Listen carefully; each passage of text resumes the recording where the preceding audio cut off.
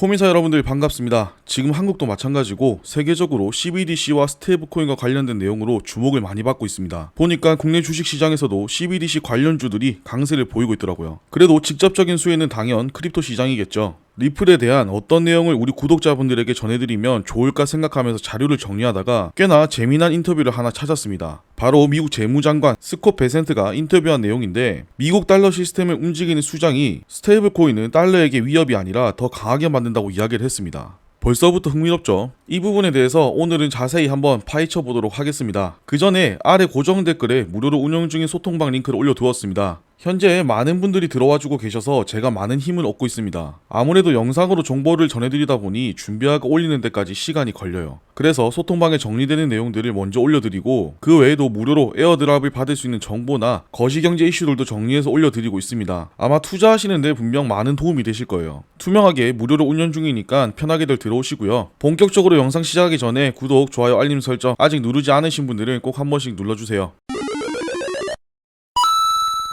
There's a new book called King Dollar, a journalist who's followed Treasury for about 40 years. Yeah. And he talks about every time there was a narrative that the U.S. was going to lose reserve currency status, why it's never happened. Mm-hmm. And because crypto, that seems to be a threat to the dollar, doesn't it? I think it's the opposite. Oh, really? I think stable coins could reinforce dollar supremacy, because with stable coins could end up being one of the largest buyers of U.S. treasuries or T-bills. Mm-hmm. So all of a sudden, if you are using a stable coin in Nigeria that's backed by the U.S. dollar, you don't actually have to have dollars. It's on your phone. You can transact. So I think there's a very good chance that crypto is actually one of the things that locks in dollar supremacy. And is that why it was crucial that Donald Trump get involved in crypto rather than trying to constrain it like Joe Biden was? I think constrain's too mild a word. I think make it extinct. Oh. So, this administration's commitment to digital assets, it's innovation, because there's so many other things that happen around digital assets. And also, it's one of those things that it's one of the most important phenomena that's happening in the world, and the U.S. just ignored it. 이번 영상에서 핵심이 되는 인물, 바로 미국 재무장관 스콧 베센트입니다. 이 이름을 처음 들어보시는 분들도 많으시겠지만, 스콧 베센트가 어떤 위치에 있는 사람인지, 그리고 어떤 배경을 가진 사람인지 알게 되면 가볍게 넘길 수 있는 이야기들은 아니라는 걸 금방 아시게 될 겁니다. 2025년 기준 스콧 베센트는 현직 미국 재무장관입니다. 재무장관은 미국에서 달러, 국채, 금융시장 전반을 다루는 핵심 자리입니다. 예산이나 세금만 보는 사람이 아니고요. 달러 패권을 지키는 실무 총책이라고 보시면 됩니다. 즉, 이 사람이 하는 말은 미국 정부의 방향성과 거의 같다고 봐도 무방하다는 거예요. 이전에 스콧 베센트는 월가 출신의 실전 투자 전문가였습니다. 한때 조지 소로스 펀드에서 최고 투자 책임자였고, 소위 블랙 웬즈데이라고 불리는 영국 파운드 공매도 작전에도 참여했던 사람이에요. 말 그대로 돈의 흐름, 시장의 본질, 그리고 전 세계 금융이 돌아가는 구조를 몸으로 경험한 인물이라는 거죠. 이런 사람이 지금 미국 정부의 핵심 자리에 앉아서 암호화폐는 달러의 위협이 아니다, 오히려 스테이블 코인은 달러를 더 강하게 만든다, 이렇게 말한 겁니다. 다른 사람도 아니고 재무장관이 이런 이야기를 했다는 것 하나만으로 굉장히 큰 의미를 가질 수 있겠죠. 그리고 이런 발언들은 행정부 정책 방향이 어떻게 흘러가고 있나에 대한 힌트로도 볼 수 있어요. 왜냐면 스스로 혼자 판단해서 이야기를 하는 게 아니라 트럼프 행정 내의 경제 라인, 특히 친암호화폐 기조를 따르고 있는 전체 흐름 속에서 나온 메시지로 볼 수 있거든요. 이미 비트코인 ETF도 승인했고 이더리움 ETF도 승인했습니다. SEC 위원장도 교체되었죠. 암호화폐 정책이 이전과는 완전히 다른 방향으로 가고 있다는 건 다들 느끼실 겁니다. 이제부터 스콧 베센트가 말했던 암호화폐는 달러의 위협이 아니다, 이 말을 조금 더 구체적으로 풀어보겠습니다. 암호화폐가 나오면서 비트코인이 달러를 대체할 거다, 달러가 밀릴 거다, 이런 얘기들을 많이 했습니다. 그런데 미국 재무장관이 이걸 위협이 아니라는 식으로 표현했다는 건 일반적인 시각과는 전혀 다르게 보고 있다는 거겠죠. 그동안 암호화폐는 달러를 대체할 수 있는 수단, 즉 탈중앙, 탈달러 상징으로 여겨졌습니다. 비트코인은 발행 주체도 없고 국가도 통제할 수 없고 어디서나 누구나 쓸 수 있죠. 그래서 암호화폐가 커질수록 달러의 입지가 줄어들 거라고 보는 시선이 많았습니다. 그게 기존의 패러다임이었고, 그래서 각국 중앙은행은 암호화폐를 경계했어요. 그런데 스콧 베센트는 암호화폐가 오히려 달러의 영향력을 더 넓힐 수 있는 수단이 될 수 있다고 봅니다. 이게 가능한 이유는 간단합니다. 스테이블 코인 때문이에요. 암호화폐라고 해서 무조건 비트코인처럼 움직이는 게 아니고 USDC나 USDT 같은 건 그냥 디지털 달러와 같죠. 실물 달러랑 1대1로 연동돼 있고, 발행사들은 대부분 미국 국채나 현금성 자산을 담보로 운영하고 있어요. 그러니까 이건 암호화폐라는 껍데기를 쓴 미국 금융 시스템 안에 있는 상품인 거죠. 지금 전 세계에서 가장 많이 쓰이는 암호화폐는 비트코인이 아닙니다. 테더 그리고 서클이에요. 특히 자국 화폐가 불안한 나라들, 예를 들어 나이지리아, 아르헨티나, 튀르키예 같은 곳에서는 실물 달러를 구하기 어렵다 보니 이 스테이블 코인들이 사실상 디지털 달러 역할을 하고 있고요. 이런 부분들은 중앙은행도 막지 못하고 있습니다. 왜냐? 은행 없이도 사용 가능하다 보니까 결국 전 세계 사람들이 이 달러를 앱 안에서 쓰고 있는 상황이 된 거예요. 이렇게 보면 암호화폐가 달러를 대체하는 게 아니라 오히려 전 세계 사람들이 달러를 더 쉽게 쓸 수 있게 만들어주는 역할을 하고 있다는 겁니다. 암호화폐가 오히려 달러 패권을 강화한다고 말한 핵심 근거가 스테이블 코인이라고 말씀드렸죠. 그렇다면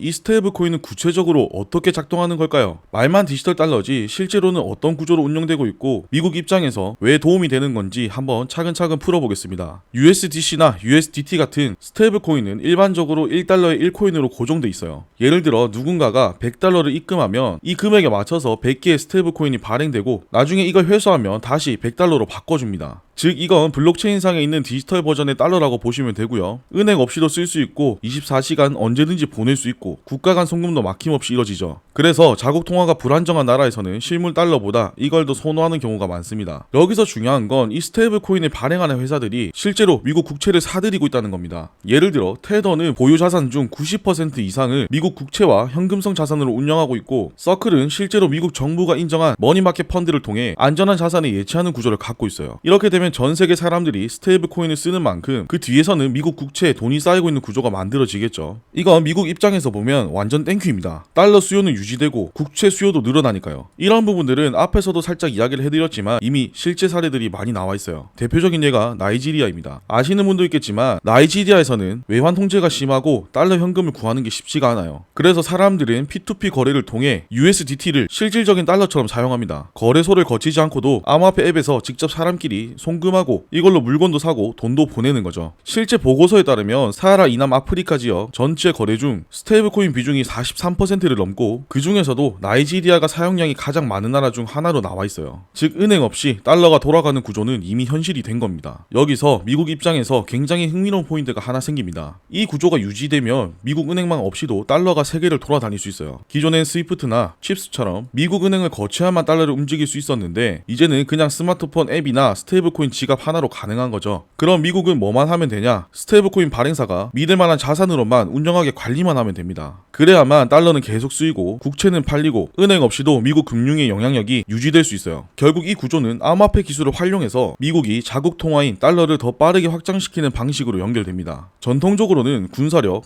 무역, 원유 거래 같은 힘으로 달러를 지켜왔는데 지금은 그게 아니라 블록체인 기술과 민간 기업들이 만들어낸 시스템을 통해 디지털 방식으로 달러를 확산시킬 수 있어요. 그리고 그 중심에 있는 게 바로 스테이블 코인이고요. 스콧 베센트가 인터뷰에서 한 말 중 또 하나 주목할 부분이 있습니다. 바이든이 암호화폐를 억제하려 한 게 아니라 아예 없애버리려 했다는 거죠. 그동안 실제로 어떤 방식으로 대응했는지를 보면 그냥 하는 말은 아닌 것 같습니다. 실제로 바이든 행정부의 정책 흐름을 보면 암호화폐를 제도화하려는 쪽이 아니라 가능하면 시스템 밖으로 밀어내려고 했던 시도가 많았어요. 반면 트럼프 행정부는 암호화폐를 제도 안으로 끌어들이려는 흐름이 명확해지고 있죠. 바이든 정부는 암호화폐에 대해 처음부터 회의적인 시선을 갖고 접근했습니다. 가장 대표적인 게 SEC죠. SEC는 지난 몇 년간 거의 모든 주요 암호화폐 프로젝트를 증권으로 규정하려 했고 리플, 솔라나, 에이다 같은 대형 프로젝트들도 전부 고소 대상에 포함시켰어요. 규제하려는 움직임이라기보단 사실상 퇴출을 유도하는 방식에 가까웠죠. 그래서 시장에서는 이 정도면 그냥 암호화폐를 없애자는 거 아니냐는 반응이 가장 많이 나왔습니다. 하지만 트럼프 행정부가 들어서면서 기조가 완전히 바뀌었죠. 일단 트럼프는 선거 캠프 때부터 암호화폐 산업을 지지하는 발언을 많이 했었고 현재 재무장관을 스콧 베센트로 지명하면서 정책 라인을 완전히 바꿨어요. 그리고 SEC 위원장도 친암호화폐 성향을 가진 폴 애킨스로 교체 추진했죠. 폴 애킨스가 SEC 위원장이 되자마자 뭘 했어요? 바로 암호화폐 기업들을 대상으로 한 소송을 취하거나 재검토에 들어갔죠. 바이든 정부가 암호화폐들을 문제로 보고 있었다면 트럼프는 암호화폐를 전략적으로 활용할 수 있는 수단으로 보고 있는 겁니다. 거기에 ETF를 적극적으로 활용하고 정책 방향도 완전히 다르게 가져가고 있어요.